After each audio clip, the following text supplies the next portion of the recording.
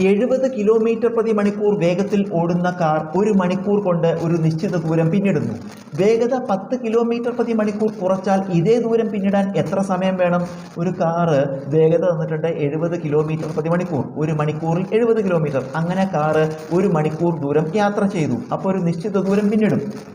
ഇനി ചെയ്യണത് വേഗത 70 ആയിരുന്നു, അത് കുറച്ച് 10 കുറച്ചു, അതായത് 60 കിലോമീറ്റർ പ്രതി മണിക്കൂറാക്കി.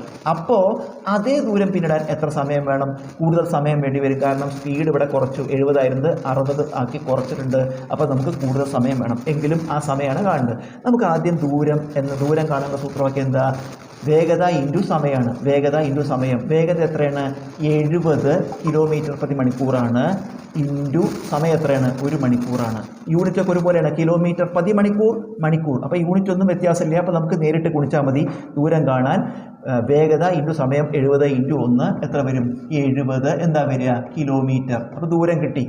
ഇനി ആ ദൂരം മാറ്റില്ല, കാരണം അതേ ദൂരം പിന്നിടാൻ എന്ന് പറയുന്നുണ്ട്. അപ്പോൾ ഇവിടെ ദൂരം അത് തന്നെയാണ്. അപ്പോൾ നമുക്ക് എന്താ എഴുതാം? ഇവിടെ 70 ദൂരം എന്നുള്ളടത്ത് ഇതേ സൂത്രവാക്യം, ദൂരം സമം വേഗത ഇൻറ്റു സമയം, വീണ്ടും ദൂരം സമം വേഗത ഇൻറ്റു സമയം. അപ്പോൾ ദൂരം സമം വേഗത ഇൻറ്റു സമയം. ദൂരം എന്നുള്ളടത്ത് 70 എന്ന് എഴുതി. സമം വേഗത. എത്ര വേഗത? 10 കുറച്ചു. അപ്പോൾ എത്രയായി? 60 ആയി. 60 ഇൻറ്റു സമയം അറിയില്ല, ആ സമയമാണ് നമുക്ക് കാണേണ്ടത്. അപ്പോൾ സമയം ടി എന്നെടുക്കുക നമുക്ക്. അപ്പോൾ ഇവിടെ നമുക്ക് എന്താ കിട്ടിയത്? 70 സമം 60 ഇൻറ്റു ടി. ഇത് നമുക്ക് ടി കാണാം. ടി കാണാൻ നമ്മൾ എന്ത് ചെയ്താൽ മതി? ഇൻറ്റു 60 കൊണ്ടുവന്നാൽ മതി. അപ്പോൾ ബൈ നാവും. അപ്പോൾ 70/60 നമുക്ക് ഒരു 0 വെട്ടിപ്പോയാൽ 7/6.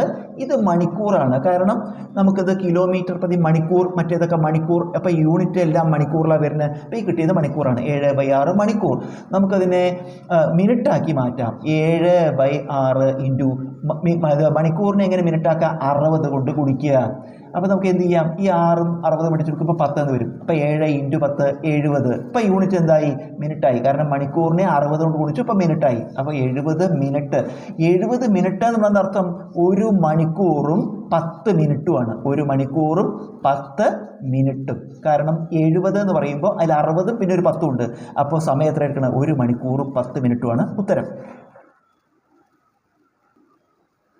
രവി 15.6 കിലോമീറ്റർ പ്രതി മണിക്കൂർ വേഗത്തിൽ ഓടുന്നു. അയാൾ 2 മിനിറ്റിൽ എത്ര ദൂരം ഓടും? അപ്പോൾ രവി ഓടുന്ന വേഗത 15.6 കിലോമീറ്റർ പ്രതി മണിക്കൂർ. ഒരു മണിക്കൂറിൽ 15.6 കിലോമീറ്റർ വീതമാണ് അയാൾ ഓടിക്കൊണ്ടിരിക്കുന്നത്. 2 മിനിറ്റിൽ എത്ര ദൂരം ഓടുന്നതാണ് കാണുന്നത്. അപ്പോൾ വേഗത എത്രയാണ്? 15.6 കിലോമീറ്റർ പ്രതി മണിക്കൂർ. അതായത് ഒരു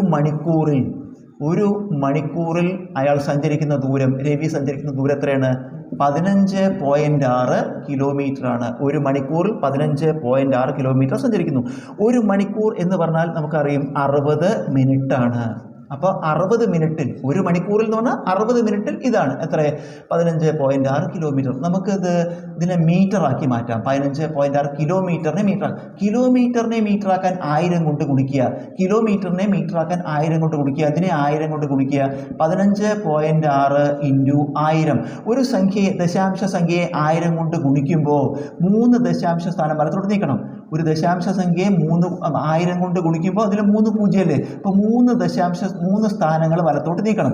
ഇവിടെ വലത്തോട്ട് നീക്കാൻ ഒരു സ്ഥാനമേ ഉള്ളൂ, പിന്നെ 2 സ്ഥാനങ്ങളുടെ കുറവുണ്ട്. അപ്പോൾ 2 0 ചേർക്കുക. അപ്പോൾ എത്ര വരും? 15,600. ഇപ്പം യൂണിറ്റ് എന്തായി? മീറ്ററായി. അപ്പോൾ കിലോമീറ്ററിനെ മീറ്റർ ആക്കാൻ നമ്മൾ 1000 കൊണ്ട് ഗുണിച്ചത് എത്ര കിട്ടി? 15,600 മീറ്റർ. ഇത് 60 മിനിറ്റിലാണ്. അപ്പോൾ ഇത് നമുക്ക് 1 മിനിറ്റിൽ കാണാം. 1 മിനിറ്റിൽ 60 മിനിറ്റിൽ ഇതാണെങ്കിൽ 60 മിനിറ്റിൽ 15,600 മീറ്റർ ആണ്. അപ്പോൾ 1 മിനിറ്റിൽ നമ്മൾ എന്ത് ചെയ്യുക? 60 കൊണ്ട് ഹരിക്കുക. 15,600/60. നമുക്ക് ഇതിലൊരു 0 വെട്ടിക്കളഞ്ഞാൽ ബാക്കി ഹരിക്കുക. 15ൽ 6 12, ശിഷ്ടം 3 36, 6 36, ഒരു 0. അതായത് 1 മിനിറ്റിൽ 260 മീറ്റർ ദൂരം സഞ്ചരിക്കും. നമുക്ക് ചോദ്യത്തിൽ 2 മിനിറ്റിലാകാണ്ട്, ഇത് 1 മിനിറ്റിലാണ് ആയതുകൊണ്ട് 2 മിനിറ്റിൽ എത്ര ദൂരം സഞ്ചരിക്കും? 2 മിനിറ്റിൽ എന്ന് പറഞ്ഞാൽ 1 മിനിറ്റിൽ ഇത്രയാണെങ്കിൽ 2 മിനിറ്റിൽ ഇതിൻ്റെ ഇരട്ടി എടുത്താൽ മതി. 260ൻ്റെ ഇരട്ടി 260 ഇൻറ്റു 2 520 മീറ്റർ. അപ്പോൾ രവി 2 മിനിറ്റിൽ 520 മീറ്ററാണ് സഞ്ചരിക്കുക.